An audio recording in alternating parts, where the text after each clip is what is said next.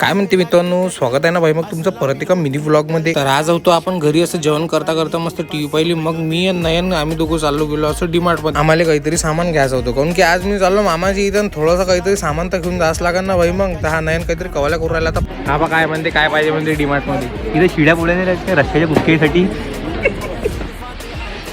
रस्त्याचे खुटके बनवायचे म्हणजे शिळ्या पोळ्याचा चिवडा कसं करायचं मग आता.